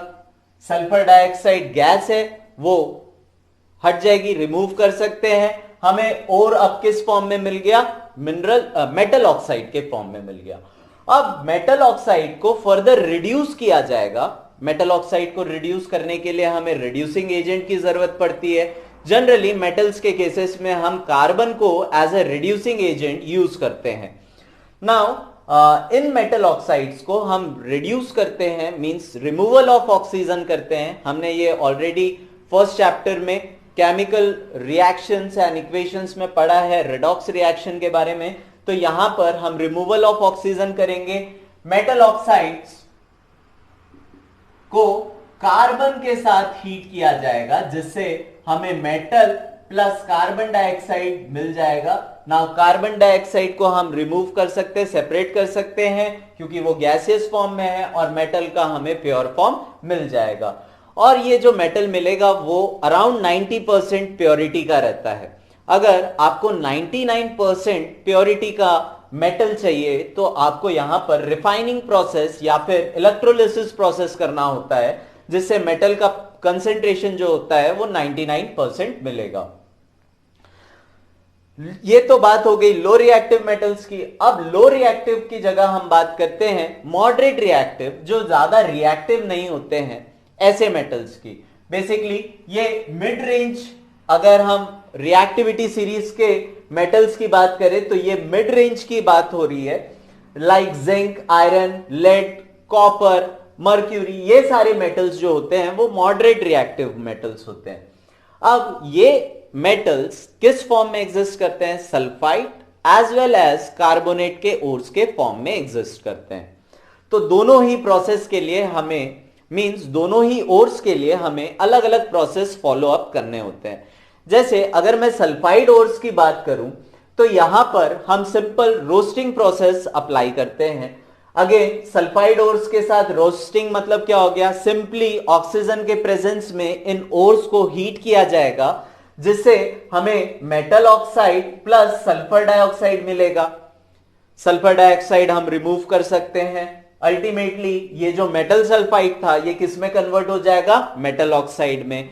जैसा हमने लो रिएक्टिव मेटल्स में देखा, मेटल ऑक्साइड मिलने के बाद हम यहां पर रिडक्शन प्रोसेस करते हैं और ऑक्सीजन को रिमूव कर देते हैं, जिससे हमें मेटल मिल जाता है, प्योर मेटल। अबाउट 90% प्योरिटी का मेटल हमें मिल जाता है। और यहां पर अगेन जो रिड्यूसिंग एजेंट हम यहां पर यूज करते हैं वो होता है कार्बन कोक के फॉर्म में। यह तो बात हो गई सल्फाइड की। अगर ओर्स कार्बोनेट के फॉर्म में एग्जिस्ट कर रहा है, नाउ कार्बोनेट की अगर हम बात करें तो कार्बोनेट में प्रेजेंट जो ग्रुप है वो होता है CO3। नाउ यहां पर आप देख सकते हैं CO3 है, इसका मतलब इसमें ऑलरेडी ऑक्सीजन का प्रेजेंस है। अब ऑक्सीजन का प्रेजेंस है तो यहां पर हम जो हीटिंग प्रोसेस करेंगे वो इन एब्सेंस ऑफ ऑक्सीजन करेंगे। नाउ मेटल कार्बोनेट्स को जब हम हीट करते हैं in absence of oxygen, this process is known as calcination process. मतलब सेम प्रोसेस है, कोई चेंजेस नहीं है, दोनों ही ओर्स को हम हीट कर रहे हैं, लेकिन सल्फाइड ओर को in presence of oxygen heat करते हैं, कार्बोनेट ओर्स को हम क्या करते हैं, in absence of oxygen heat करते हैं। Now this carbonate ores will be reduced to metal oxide and carbon dioxide. देखिए metal carbonates when heated will give us metal oxides and carbon dioxide. Carbon dioxide being a gas हम इसे remove कर सकते हैं, metal oxide ultimately हमें यहां पर क्या मिल गया, मेटल ऑक्साइड मिल गया। अगेन मेटल ऑक्साइड मिलने के बाद वाला प्रोसेस बहुत सिंपल है, आपको यहां पर रिडक्शन प्रोसेस करना है। सिंपल मेटल ऑक्साइड को कार्बन के साथ आप हीट करेंगे, कार्बन या कोक के साथ हीट करेंगे और मेटल जो प्योर मेटल है अप्रोक्सीमेटली 90% प्योरिटी ऑफ मेटल हमें यहां पर मिल जाएगा और कार्बन डाइऑक्साइड जो प्रोड्यूस होगी उसे हम सेपरेट कर सकते हैं। तो ये बात हो गई किसकी, मॉडरेट रिएक्टिव मेटल्स की। Generally zinc, iron, lead, copper, इन सारे मेटल्स के लिए, इन सारे मेटल्स के एक्सट्रैक्शन प्रोसेस के लिए हम या तो रोस्टिंग प्रोसेस यूज करते हैं या कैल्सिनेशन प्रोसेस यूज करते हैं। नाउ बात करें अगर हम हाईली रिएक्टिव मेटल्स की, नाउ हाईली रिएक्टिव मेटल्स को हम सिंपली बाय रिड्यूसिंग कार्बन के साथ हीट करके हम इसे एक्सट्रैक्ट नहीं कर सकते। क्यों नहीं कर सकते, क्योंकि जो रिएक्टिव मेटल्स होते हैं इनकी एफिनिटी जो होती है ऑक्सीजन के लिए ज्यादा है। मींस ये जो मेटल ऑक्साइड्स होंगे जिस भी फॉर्म में एग्जिस्ट करेंगे वो ऑक्सीजन के लिए ज्यादा एफिनिटी है, उनकी अटैचमेंट्स जो है, मेटल्स की जो अटैचमेंट है वो ऑक्सीजन के मॉलिक्यूल्स के साथ ज्यादा है। ज्यादा है कहने का मतलब उसकी एफिनिटी जो अट्रैक्शन पावर है ऑक्सीजन की तरफ वो ज्यादा है एज कंपेयर टू कार्बन। तो यहां पर हम सिंपल रिडक्शन प्रोसेस नहीं लगा सकते। तो यहां पर हम एक स्पेशल प्रोसेस, आपने ये जूनियर क्लासेस में भी पढ़ा है, इलेक्ट्रोलिसिस प्रोसेस हम यूज करते हैं जिससे एक्सट्रैक्शन ऑफ मेटल किया जाता है। नाउ ऐसे reactive metals like potassium, sodium, calcium, magnesium, aluminium, ये सारे जो मेटल्स होते हैं काफी रिएक्टिव मेटल्स होते हैं और इनके एक्सट्रैक्शन के लिए हम कौन सा प्रोसेस यूज करते हैं, इलेक्ट्रोलिटिक रिफाइनिंग। और यहां पर जो मेटल हमें मिलता है वो अप्रोक्सीमेटली 99.9% प्योरिटी का होता है। पूरा 100% इसलिए नहीं बोल रहे हैं क्योंकि कुछ ना कुछ इंप्योरिटीज किसी ना किसी फॉर्म में एग्जिस्ट करेगी ही प्योर मेटल के साथ में। सो यहां पर इलेक्ट्रोलिटिक रिफाइनिंग के लिए रिफाइनिंग के थ्रू हमें 99.9% प्योर मेटल हमें मिल जाएगा। अब इसका मतलब ये नहीं है कि सिर्फ ये हाईली रिएक्टिव मेटल्स के लिए ही हम करेंगे। इलेक्ट्रोलिटिक रिफाइनिंग आप लो रिएक्टिव के लिए भी कर सकते हैं, लो रिएक्टिव के लिए भी कर सकते हैं और मॉडरेट रिएक्टिव के लिए भी कर सकते हैं, क्योंकि यहां पर जो मेटल हमें मिल रहे थे वो 90% प्योरिटी के थे। तो 90% प्योरिटी में से मतलब 10% भी अभी भी इंप्योरिटी है। इस इंप्योरिटी को रिमूव करने के लिए हम क्या प्रोसेस यूज करते हैं, इलेक्ट्रोलिटिक रिफाइनिंग यूज करते हैं। तो इलेक्ट्रोलिटिक रिफाइनिंग के प्रोसेस के बारे में हम डिस्कस करते हैं थोड़ा सा। नाउ इलेक्ट्रोलिटिक रिफाइनिंग बेसिकली आप जानते हैं इसके बारे में, यहां पर सिंपल एक सॉल्यूशन लिया जाता है which is known as electrolyte. अब ये इलेक्ट्रोलाइट कोई भी इलेक्ट्रोलाइट नहीं होगा, यहां पर हम जो इलेक्ट्रोलाइट यूज करने वाले हैं वो कैसा होगा, करस्पॉन्डिंग मेटल, जो करस्पॉन्डिंग प्योर मेटल हमें चाहिए उसी करस्पॉन्डिंग प्योर मेटल का इलेक्ट्रोलाइट हमें यूज करना होता। फॉर एग्जांपल अगर मुझे सोडियम या फिर जिंक या फिर गोल्ड ये सारी चीजें अगर एक्सट्रैक्ट करना है तो इनके करस्पॉन्डिंग जो इलेक्ट्रोलाइट्स होंगे, जैसे सोडियम के लिए हम NaCl यूज कर सकते हैं, ब्राइन सॉल्यूशन। जिंक के लिए अगर हम बात करें तो जिंक सल्फेट यूज करेंगे इलेक्ट्रोलाइट यहां पर। गोल्ड के लिए बात करें तो ये हो जाएगा AuNO3 गोल्ड नाइट्रेट। सिल्वर के लिए बात करें तो गोल्ड के लिए हम यूज करते हैं गोल्ड क्लोराइड और सिल्वर के लिए हम यूज करते हैं AgNO3। तो सिल्वर नाइट्रेट या फिर gold chloride, zinc sulphate, copper sulphate. Copper का अगर हमें 99%, क्योंकि बहुत जगह हम कॉपर को यूज करते हैं इलेक्ट्रिक वायर्स में या बॉयलर्स या फिर ऐसे डिवाइसेस जहां पर कॉपर को बहुत ज्यादा यूज किया जाता है, तो हमें 99% प्योरिटी ऑफ कॉपर चाहिए। तो यहां पर हम सॉल्यूशन क्या यूज करेंगे, सॉल्यूशन मतलब इलेक्ट्रोलाइट जो यूज करेंगे वो प्योर कॉपर का ही करस्पॉन्डिंग इलेक्ट्रोलाइट होगा, दैट इज CuSO4। अब इसका प्रोसेस क्या होता है, नाउ सिंपल, एक होगा कैथोड और एक होगा एनोड। यहां पर एक कंपैरेटिवली ये डिप रहते हैं, कंप्लीटली डिप रहेंगे किसमें, इलेक्ट्रोलाइट में, और यहां से कनेक्ट कर दीजिए बैटरी। नाउ अगर हम बात करें इलेक्ट्रोलिसिस की, इलेक्ट्रोलिसिस या इलेक्ट्रोलिटिक रिफाइनिंग की, तो यहां पर आपको सबसे ज्यादा इंपॉर्टेंट है कि आपको याद रखना होगा कि प्योर मेटल किस जगह पर हमें मिलेगा। और इसका बहुत ही सिंपल तरीका है जिससे आपको यह याद हो सकता है। अगर हम मेटल्स की बात करें, मेटल्स आर इलेक्ट्रोपॉजिटिव। क्यों होते हैं इलेक्ट्रोपॉजिटिव? इलेक्ट्रोपॉजिटिव क्यों होते हैं भाई? इनके वैलेंस इलेक्ट्रॉन की अगर हम बात करें, इनके लास्ट शेल में कितने इलेक्ट्रॉन्स होते हैं, या तो 1 या तो 2 या तो 3। इसके बारे में हमने ऑलरेडी डिस्कस कर रखा है इंट्रोडक्शन में। सो मेटल्स आर इलेक्ट्रोपॉजिटिव, तो इनकी एफिनिटी किसके तरफ होगी, नेगेटिव टर्मिनल के तरफ। तो जो प्योर मेटल है वो किसके तरफ अट्रैक्ट होगा, हमेशा कैथोड के तरफ। Means if this is negative and this is positive, positive के साथ जनरली हम क्या जोड़ते हैं, इम्प्योर मेटल्स जोड़ते हैं, जो बहुत ही वाइड हम शो करेंगे और कंपैरेटिवली थिनर होता है। जो प्योर मेटल होता है वो कंपैरेटिवली बहुत थिन लेयर या शीट हम यहां पर यूज करते हैं, और इसी के ऊपर जो प्योर मेटल है वो क्या होते जाता है, डिपॉजिट होते जाता है। प्योर मेटल कहां होते जाएगा, आपका कैथोड पर।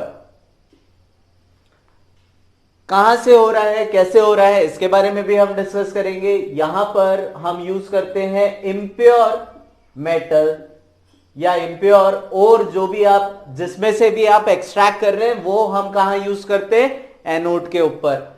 नाउ जैसे ही हम करंट प्रोवाइड करते हैं इस सॉल्यूशन में, इस इलेक्ट्रोलिटिक सॉल्यूशन में, और इस इलेक्ट्रोलिटिक सॉल्यूशन को हम थोड़ा सा एसिडिफाइड भी करते हैं। एसिडिफाई क्यों करते हैं, ताकि कंडक्शन जो हो वो बहुत थॉरोली हो, बहुत अच्छे तरीके से हो।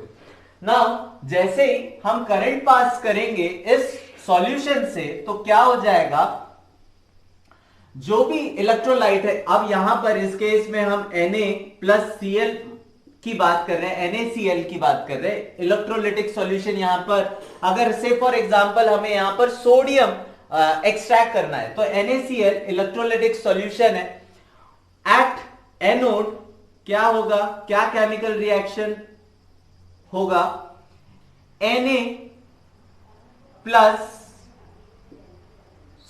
एनोड पे Cl2 फॉर्म होगा, Cl- +2 इलेक्ट्रॉन्स।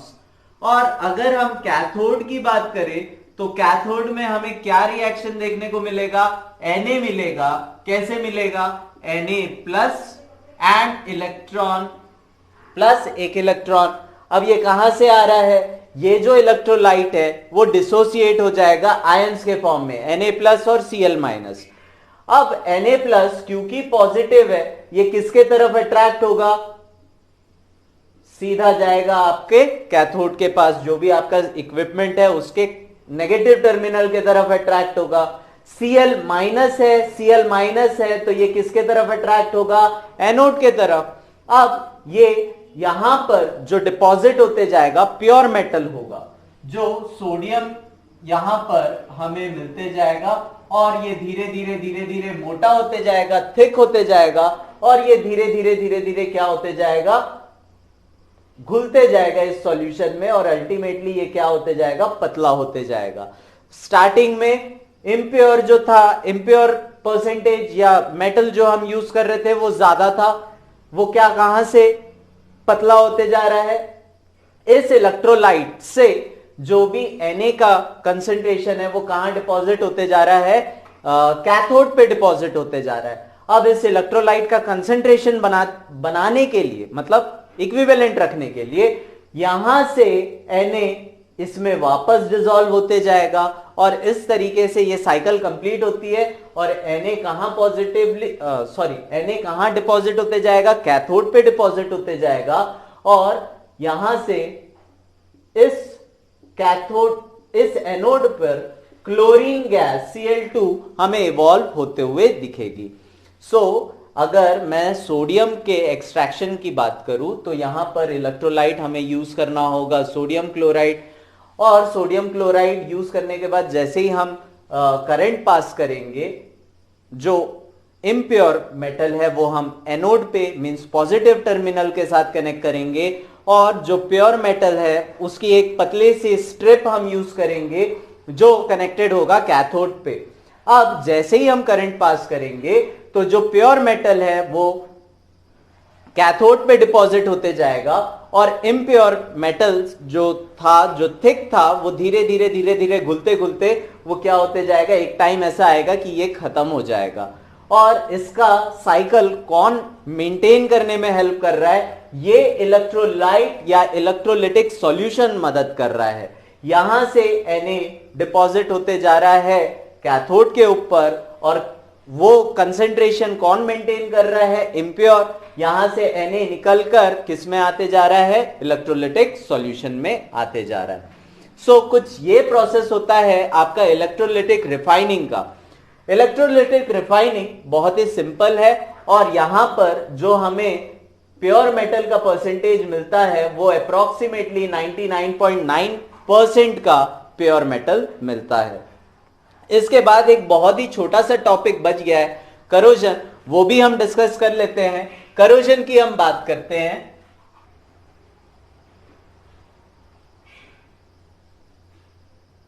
करोजन,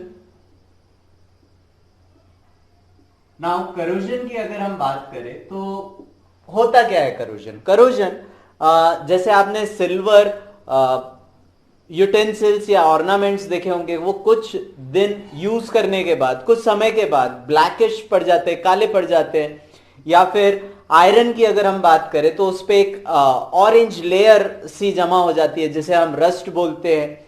या फिर कॉपर के जो यूटेंसिल्स घर पे होंगे वो कुछ समय के बाद, है ना, क्या हो जाते, काले पड़ने लग जाते हैं। तो ये सारी चीजें जो एक लेयर फॉर्म हो रही है किसी भी प्योर मेटल के ऊपर, एक पर्टिकुलर लेयर जो फॉर्म हो रही है, उसे हम क्या बोलते हैं, इस प्रोसेस को क्या बोलते हैं, करोजन बोलते हैं। करोजन क्या करता है, स्ट्रेंथ रिड्यूस कर देगा, है ना, उसकी कंडक्टिविटी, जो ओरिजिनलिटी है किसी भी मेटल की, उसको क्या कर देगा, गिरा देगा, उसकी क्वालिटी को डिग्रेड कर देगा। अगर कोरोजन की हम बात करें तो जैसे सिल्वर है, सिल्वर किसके साथ रिएक्ट करेगा, जो एटमॉस्फेरिक कार्बन डाइऑक्साइड है ना, या फिर कॉपर है, इन लोग क्या करेंगे, कार्बन डाइऑक्साइड के साथ, मॉइस्ट, स्पेशली कॉपर जो है मॉइस्ट कार्बन डाइऑक्साइड के साथ रिएक्ट करता है और ब्लैकिश लेयर बन जाती है इसके ऊपर। आयरन की अगर हम बात करें तो ये मॉइस्ट एयर के साथ रिएक्ट करेगा और इसके ऊपर रेडिश ऑरेंज लेयर बन जाती है। तो ये जो प्रोसेस हो रहा है, इस प्रोसेस को हम क्या बोलते हैं, करोजन बोलते हैं। और करोजन के वजह से जो क्वालिटी ऑफ मेटल है वो डिग्रेड हो जाता है। अगर इनके प्रिवेंशन की बात करें तो प्रिवेंशन हम किस तरीके से कर सकते हैं, करोजन से हम बचाव किस तरीके से कर सकते हैं।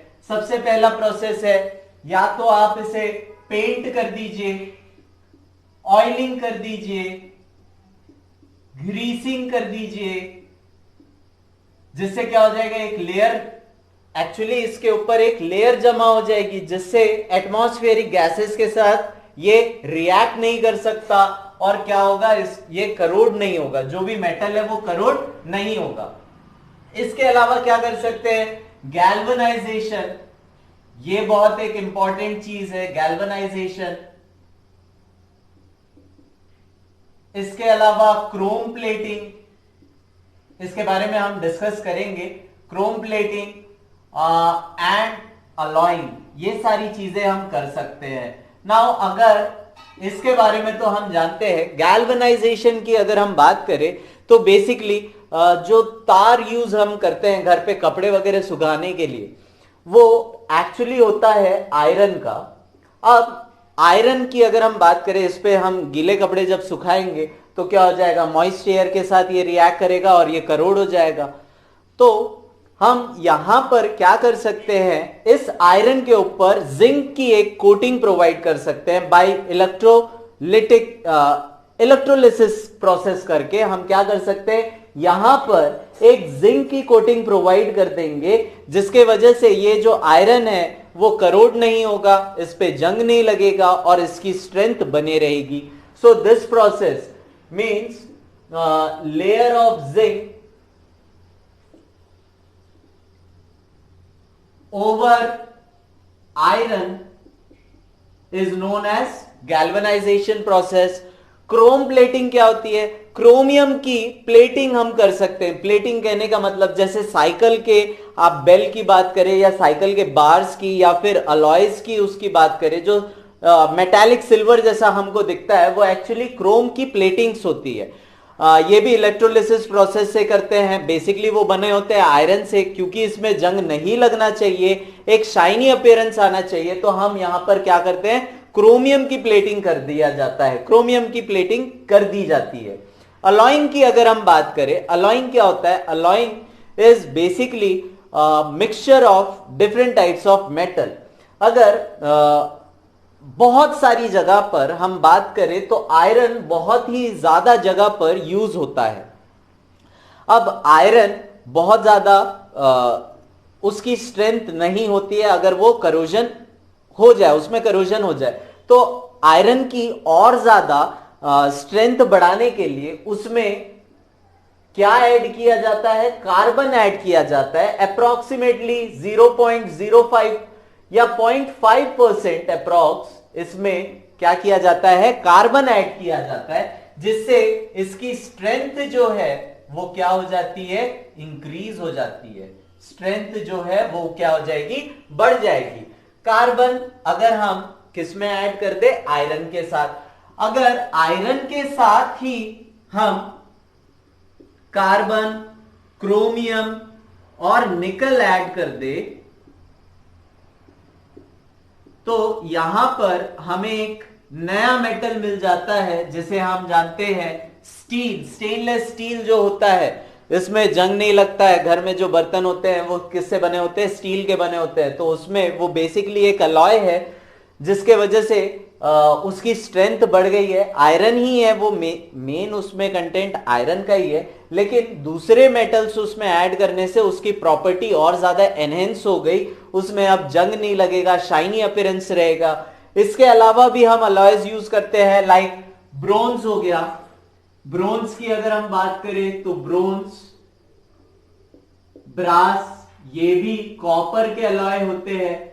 ब्रास की अगर हम बात करें तो कॉपर और जिंक के अलॉय से क्या बनता है, ब्रास बनता है। सिमिलरली कॉपर और स्टैनम, टिन के अलॉय से क्या बनता है, ब्रोंज बनता है। तो यहां पर अलग अलग अलॉयज, हम different alloys means different metal को मिक्स करके डिफरेंट टाइप्स ऑफ अलॉय बना सकते हैं। अगर किसी अलॉय में अगर मर्क्यूरी एज अ पार्ट हम यूज कर रहे हैं, तो ऐसे अलॉयज को हम क्या बोलते हैं, एमेलगम बोलते हैं। AMALGAM। ओके, तो ऐसे अलॉय जहां पर मर्क्यूरी एक पार्ट है अलॉय का, तो उसे हम क्या कहेंगे, एमेलगम कहेंगे। और अलॉयज बनाने के बाद सबसे ज्यादा इंपॉर्टेंट चीज है ये, अलॉय बनाने के बाद इसकी इलेक्ट्रिकल कंडक्टिविटी जो है वो कम हो जाती है और जो मेल्टिंग पॉइंट है वो भी कम हो जाता है। तो बहुत सारी जगह जो हीटिंग डिवाइसेस है वहां पर रेजिस्टेंस के लिए हम अलॉयज यूज करते हैं, हमने करंट इलेक्ट्रिसिटी में पढ़ा है। तो ये तो बात हो गई आपके करोजन की। तो इस नोट पर हमारा chapter metals and non metals complete होता है। इसके अलावा भी अगर आपको प्रीवियस ईयर के क्वेश्चन पेपर्स में या कोई रेफरेंस बुक के क्वेश्चंस में कहीं पे भी कोई प्रॉब्लम हो रही हो या कोई क्वेश्चंस नहीं बन रहे हो, समझ में नहीं आ रहा हो या कोई टॉपिक में दिक्कत आ रही है तो आप बिल्कुल कमेंट सेक्शन में बताइए, मैं उसके ऊपर वीडियो जरूर बनाऊंगा। वीडियो पसंद आई तो लाइक, सब्सक्राइब और शेयर जरूर कीजिए। Thank you for watching.